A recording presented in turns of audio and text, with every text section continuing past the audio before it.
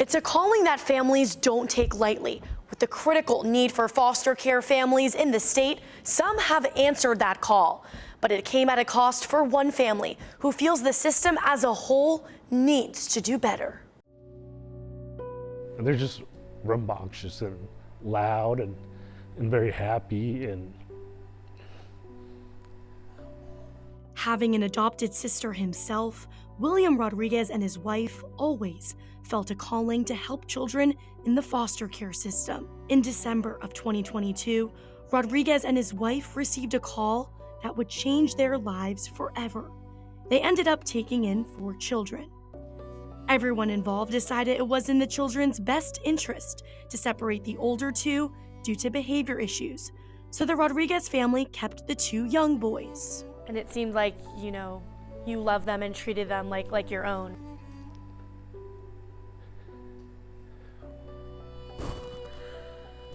yeah, that's one thing that we did was we didn't see them as guests in our home. We saw them as our boys. Rodriguez says they had been fully supportive of the boys' biological parents. Through court documents given to us by Rodriguez and his attorney, we found the boys were adjudicated dependent and neglected by their biological parents in 2022 and 2023. The documents also claim the biological parents of domestic violence to all 4 children in 2022, with another physical abuse claim against the biological father in February of 2020. We did everything we could to guide the parents. We prayed for them. We would have visitations. We'd meet them. We'd give them advice. Rodriguez and his wife felt nothing had changed and became even more concerned after attempts from the Department of Children's Services to get the boys back with the biological parents did not work out. And while Rodriguez understands how great reunification can be for families, he didn't feel like the boys would be safe going back. The Rodriguez family ended up filing a petition for adoption and termination of parental rights in White County. The family couldn't imagine life without the boys. But after having the boys for almost a year, Rodriguez says shortly after they filed the petition for adoption, a social worker for DCS picked the boys up from school. That's the last time the Rodriguez family saw the boys, with no notice or chance to prepare the boys or say goodbye. While this case is going through the court system, the boys are with another family. I'm a combat veteran, and I've been deployed and I've come home and stuff, and everybody has their own struggles, but nothing quite like not knowing where they're at.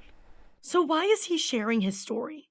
While hesitant at first to speak with us, he feels the system must change. I think it goes beyond the boys. I know what I want for the boys, and I want the best for them. I want them to be able to go to the best home they can and be able to experience what a loving home is, what somebody caring for you is. But statewide, I really would, and I plan to do whatever I can, but I really would like for somebody to look at what's going on, because these are the voices that are not heard. Rodriguez also feels DCS violated the Foster Parent Bill of Rights, which states the department shall provide timely written notification of changes in the case plan or termination of the placement and the reasons for the changes or termination of placement to the foster parent or parents. He also feels DCS did not take the boys' best interest at heart and feels the department took the boys away from them as soon as they filed a petition with the court, not acknowledging the safe home the boys had been in for a year. A report from the Tennessee Commission on Children and Youth shows Tennessee had the highest rate of foster care instability in the nation from 2016 to 2020. I reached out to DCS to ask if this is typical protocol and requested an explanation of the Foster Parent Bill of Rights. A spokesperson tells me due to this case pending in the court system, they cannot comment. Nobody should care about some percentage of reunification if you're not looking at the whole picture, if you're not looking at, what does that home that I'm sending them back to look like? For Rodriguez, he's not stopping anytime soon. As for what's next, the Rodriguez family is still fighting for the boys in court.